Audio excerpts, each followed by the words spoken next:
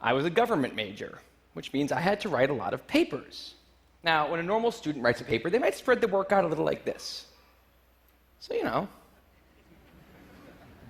you get started maybe a little slowly, but you get enough done in the first week that with some heavier days later on, everything gets done and things stay civil.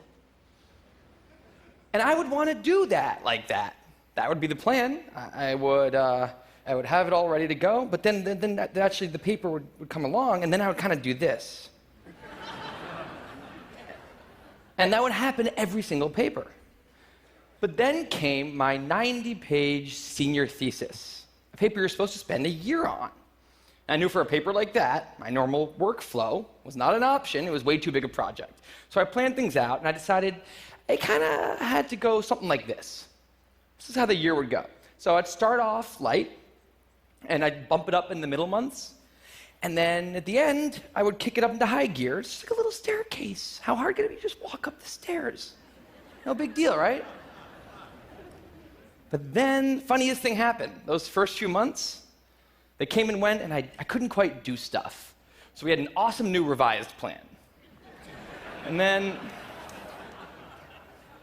then those middle months actually went by, and I didn't really write words. And so we were here.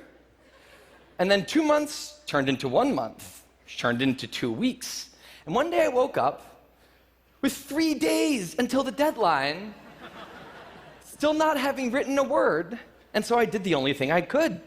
I wrote 90 pages over 72 hours, pulling not one but 2 all-nighters. Humans are not supposed to pull 2 all-nighters. Sprinted across campus, dove in slow motion, and got it in just at the deadline. I thought that was the end of everything. But a week later, I get a call, and it's the school. And they say, "Is this Tim Urban?" And I say, "Yeah." And they say, "We need to talk about your thesis." And I say, "Okay." And they say, "It's the best one we've ever seen."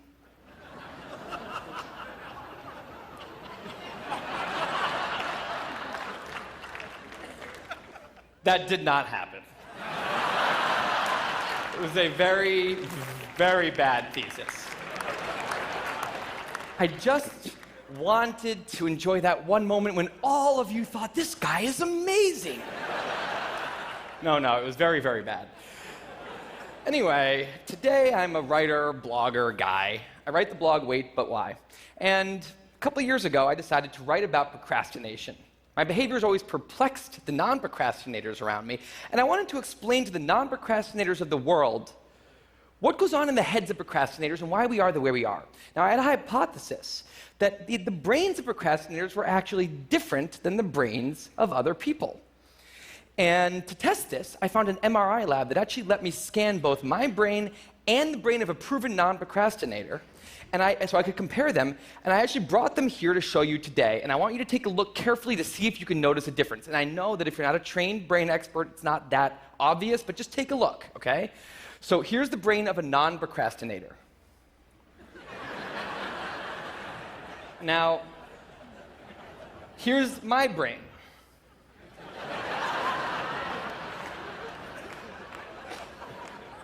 There is a difference.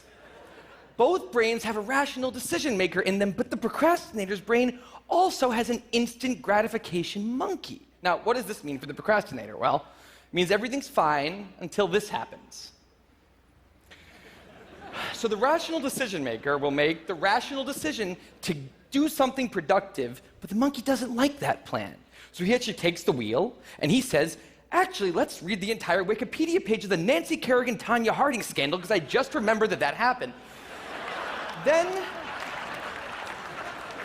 we're going to go over to the fridge. We're going to see if there's anything new in there since 10 minutes ago. After that, we're going to go on a YouTube spiral that starts with videos of Richard Feynman talking about magnets and ends much, much later with us watching interviews with Justin Bieber's mom. All of that's going to take a while, so we're not going to really have room on the schedule for any work today. Sorry. Now, what is going on here?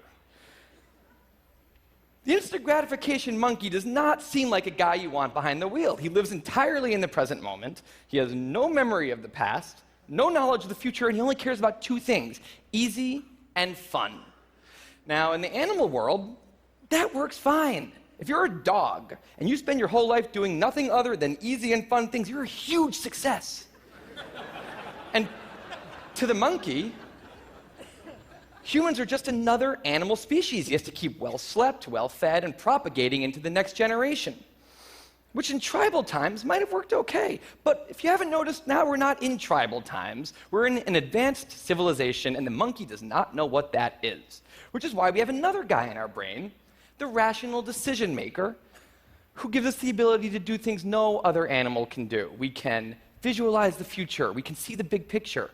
We can make long-term plans. And he wants to take all of that into account, and he wants to just have us do whatever makes sense to be doing right now. Now, sometimes it makes sense to be doing things that are easy and fun, like when you're having dinner or going to bed or enjoying well-earned leisure time. That's why there's an overlap. Sometimes they agree. But other times, it makes much more sense to be doing things that are harder and less pleasant for the sake of the big picture, and that's when we have a conflict.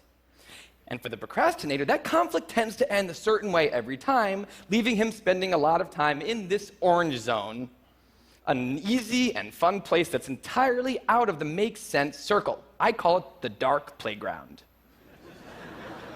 Now, the dark playground is a place that all of you procrastinators out there know very well. It's where leisure activities happen at times when leisure activities are not supposed to be happening. The fun you have in the dark playground isn't actually fun because it's completely unearned, and the air is filled with guilt, dread, anxiety, self-hatred, all those good procrastinator feelings. And the question is, in this situation, with the monkey behind the wheel, how does the procrastinator ever get himself over here to this blue zone? A less pleasant place, but where really important things happen. Well, turns out that the procrastinator has a guardian angel, someone who's always looking down on him and watching over him in his darkest moments, someone called the panic monster.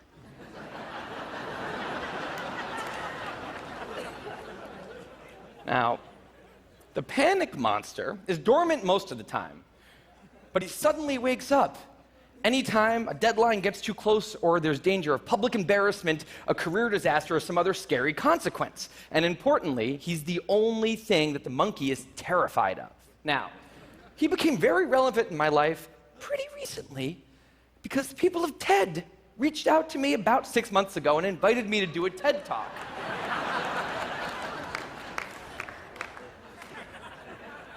Now, of course, I said yes. It's always been a dream of mine to have done a TED Talk in the past.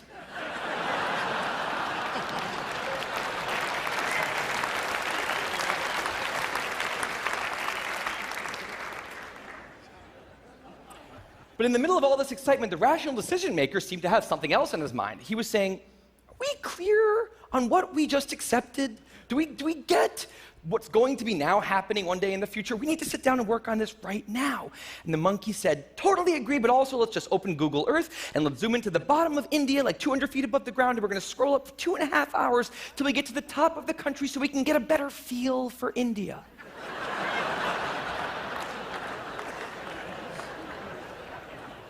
So that's what we did that day.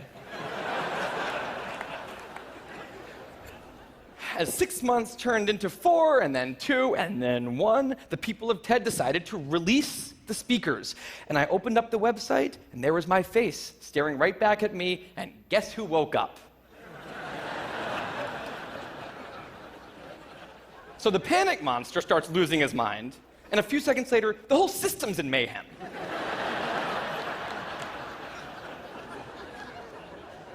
And the monkey, who, remember, he's terrified of the panic monster, boom, he's up the tree. And finally, the rational decision maker can take the wheel and I can start working on the talk. Now, the panic monster explains all kinds of pretty insane procrastinated behavior, like how someone like me could spend 2 weeks unable to start the opening sentence of a paper and then miraculously find the unbelievable work ethic to stay up all night and write 8 pages. And this entire situation with the 3 characters, this is the procrastinator's system. It's not pretty, but in the end, it works. And this is what I decided to write about on the blog just a couple years ago. Now, when I did, I was amazed by the response. Literally thousands of emails came in from all different kinds of people, from all over the world, doing all different kinds of things. These were people who were nurses and bankers and painters and engineers and lots of PhD students. And they were all writing saying the same thing. I have this problem too. But what struck me was the contrast between the light tone of the post and the heaviness of these emails. These people were writing with intense frustration about what procrastination had done to their lives, about what this monkey had done to them. And I thought about this, and I said, well, if the procrastinator system works, then what's going on? Why are all these people in such a dark place? Well, it turns out that there's two kinds of procrastination. Everything I've talked about today, the examples I've given, they all have deadlines. And when there's deadlines, the effects of procrastination are contained to the short term because the panic monster gets involved. But there's a second kind of procrastination that happens in situations when there is no deadline.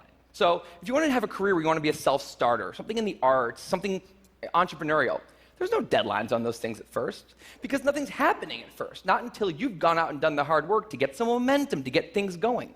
There's also all kinds of important things outside of your career that don't involve any deadlines, like seeing your family or exercising and taking care of your health, working on your relationship, or getting out of a relationship that isn't working. Now, if the procrastinator's only mechanism of doing these hard things is the panic monster, that's a problem because in all of these non-deadline situations, the panic monster doesn't show up. He has nothing to wake up for. So the effects of procrastination, they're not contained. They just extend outward forever. And it's this long-term kind of procrastination that's much less visible and much less talked about than the funnier, short-term, deadline-based kind.